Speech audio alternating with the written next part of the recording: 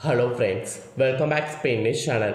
இன்றைக்கி இந்த வீடியோவில் பார்த்தீங்கன்னு வச்சுக்கோங்களேன், மிக மிக முக்கியமான ஒரு ஆன்மீக பரிகாரத்தை தான் இப்போ இந்த வீடியோவில் லைவாக ஷேர் பண்ண போகிறேன். அதாவது நாளை நாள் பார்த்தீங்கன்னு வச்சுக்கோங்களேன், ஆகஸ்ட் மாதத்துடைய 4ஆம் தேதி. அதே போல் தமிழ் மாதம் பார்த்தீங்கன்னு வச்சுக்கோங்களேன், குரோதி ஆண்டுடைய 4ஆவது மாதமான ஆடி மாதத்துடைய 19ஆம் நாள். அதே போல் நாளை நாள் கிழமை பார்த்திங்கன்னு வச்சுக்கோங்களேன், ஞாயிற்றுக்கிழமை. ஸோ நாளை நாள் வரக்கூடிய இந்த ஞாயிற்றுக்கிழமை சாதாரணமாக வரக்கூடிய ஞாயிற்றுக்கிழமை கிடையாது. ரொம்ப முக்கியமான ஒரு ஞாயிற்றுக்கிழமை என்று சொல்லலாம். அப்படி என்ன முக்கியமான ஞாயிற்றுக்கிழமை அப்படின்னு கேட்குறீங்களா? நாளைய ஞாயிற்றுக்கிழமை ஆடி மாதத்தில் வரக்கூடிய அமாவாசையானது வருது. அதனால தான் நாளை ஞாயிற்றுக்கிழமை ரொம்ப முக்கியமான ஞாயிற்றுக்கிழமை என்று சொல்கிறேன்.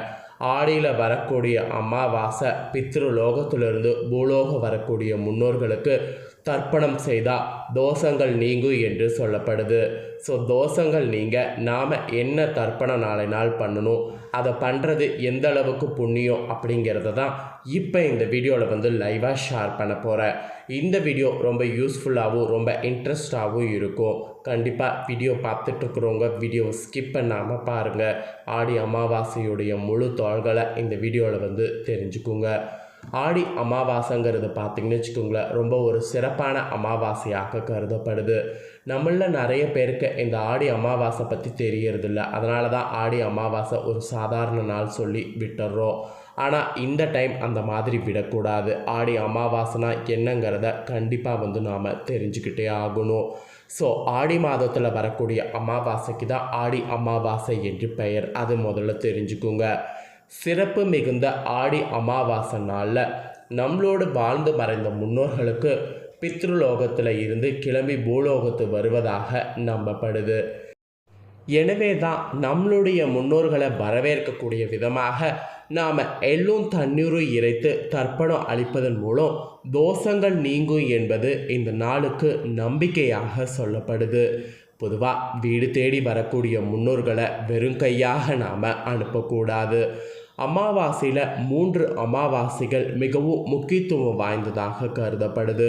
உத்தராயண காலமான தை மாதத்தில் வரக்கூடிய அமாவாசை, தாட்சாணிய காலமான ஆடி மாதத்தில் வரக்கூடிய அமாவாசை, புரட்டாசி மகாலயபட்சம் என்று சொல்லப்படக்கூடிய காலத்தில் வரக்கூடிய அமாவாசை. இந்த 3 அமாவாசைகள் தான் மிக மிக முக்கியம் வாய்ந்தது என்று சாஸ்திரத்தில் சொல்லப்படுது. 12 மாதங்களில் வரக்கூடிய அமாவாசையில் இந்த 3 மாதங்களில் வரக்கூடிய அமாவாசையை மட்டும் நாம் மிஸ் பண்ணாமல் கரெக்டாக அவங்களுக்கு உரிய விஷயங்களை செய்தாகணும் என்று சொல்லப்படுது. ஆடி மாதம் முதல் மார்கழி முடிய வரை இருக்கக்கூடிய காலத்தில் நம்மளுடைய முன்னோர்களான பித்ருக்கள் நம்மை பார்ப்பதற்காக இந்த உலகத்துக்கு வராங்க என்பது ஐதீகம். அவர்கள் பித்ருலோகத்திலிருந்து புறப்படக்கூடிய நாள் ஆடி அமாவாசை. எனவே அவர்களை நாம் நினைவில் வைத்திருக்கிறோம் என்பதை தெரிவித்தது போல, அது மட்டும் இல்லாமல் அவர்களை பூமிக்கு வரும்படி அழைப்பு விடுப்பது போல ஆடி அமாவாசை என்று அவர்களுக்கு தர்ப்பணம் நாம் கொடுக்க வேண்டும் என்கிறது சாஸ்திரம். பித்ரு தர்ப்பணம் தோசை நீக்கக்கூடிய தர்ப்பணம். இது சொல்லப்பட்டிருக்கக்கூடிய உண்மைகளை தெரிஞ்சுக்குங்க. ஆடி அமாவாசை நாளில் நம்மளுடைய சொந்த வீடான கடகராசியில் தாய்க்காரகன் சந்திரன் தந்தைக்காரகன் சூரியனோடு இணைந்திருப்பார்.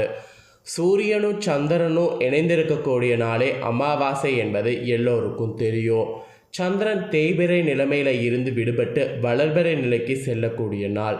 அமாவாசை தினத்தில் முன்னோர்களாகிய தாய் தந்தையர்களை யார் வழிபடுகிறார்களோ அவர்களுடைய பிள்ளைகளுக்கும் தலைமுறைக்கும் முன்னோர்களுடைய ஆசி கிடைக்கும்.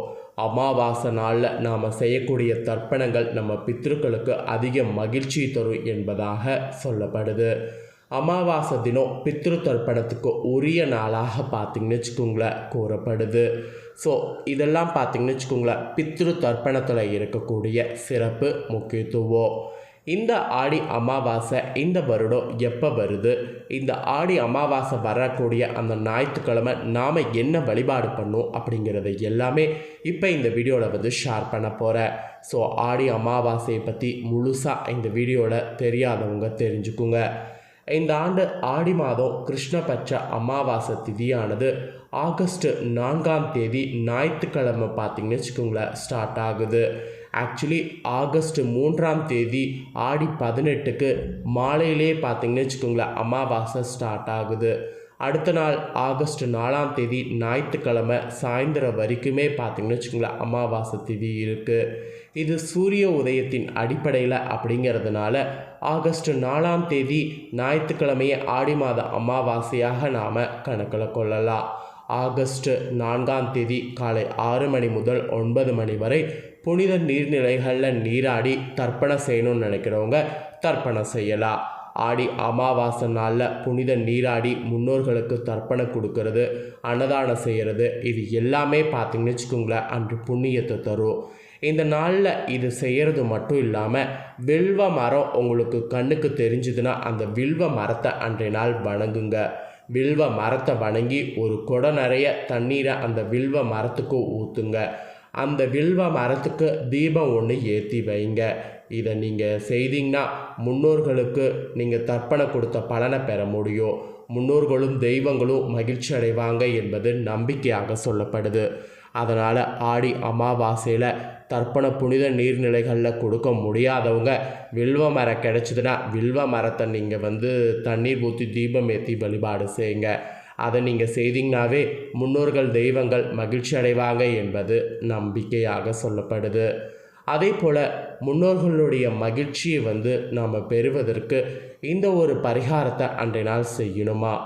ஆகஸ்ட் 4ஆம் தேதி புனித நீராடி முன்னோர்களுக்கு தர்ப்பணம் கொடுக்கும்போது அவர்களுக்கு பிடித்தமான உணவுப் பொருட்களை படையலிடணுமா? கருப்பு எள்ளு வைத்து வழிபாடு கண்டிப்பாக செய்ய வேண்டும். பித்ருலோகத்தில் தண்ணீர் தட்டுப்பாடு உள்ளதால் முன்னோர்கள் அமாவாசை அன்று தர்ப்பணம் வழங்குவதன் மூலம் அந்த நீரை பெருகுவதாகவும் அதை பெற்று திருப்தி அடைவதாகவும் ஒரு ஐதீகம்.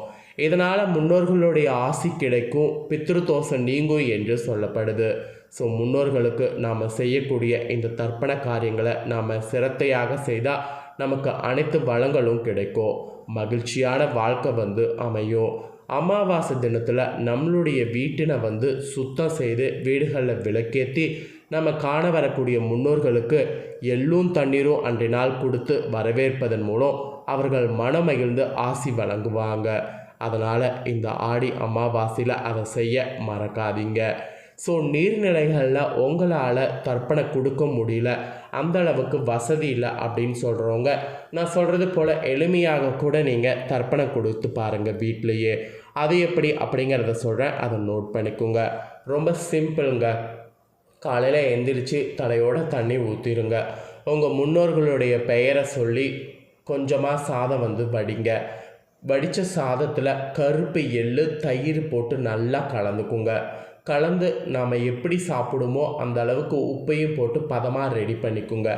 ரெடி பண்ண அதை ஒரு வாழை இலையில் வைங்க. காலையில் வாழை இலையில் அதை வைத்து அதை அப்படியே உங்கள் முன்னோருடைய பெயரை சொல்லி நீங்கள் மொட்டை மாடியிலையோ பால்கனிலையோ எங்குக்காக வருமோ அந்த இடத்துல அந்த வாழை இலையை வைத்திருங்க. கூட ஒரு சொம்பு நிறைய தண்ணீரை வைத்திருங்க. அதுக்காக சாப்பிட்டா அந்த தண்ணீரை குடிச்சிடும். அப்படி பண்ணால் நீங்கள் தர்ப்பணம் கொடுத்ததுக்கு ஈக்குவலுங்க.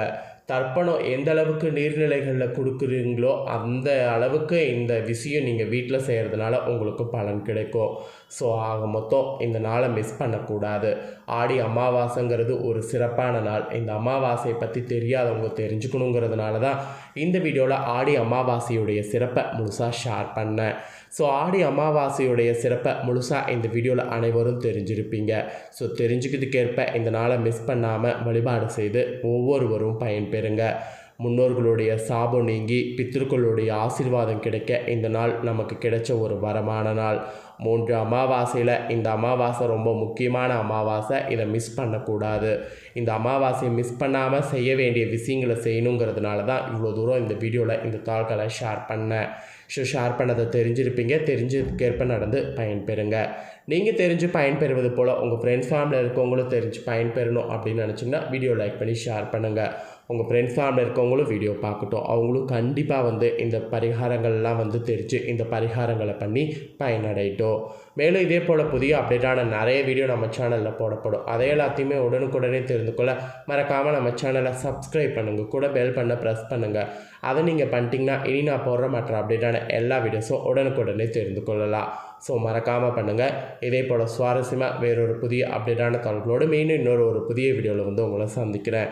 நன்றி, வணக்கம்.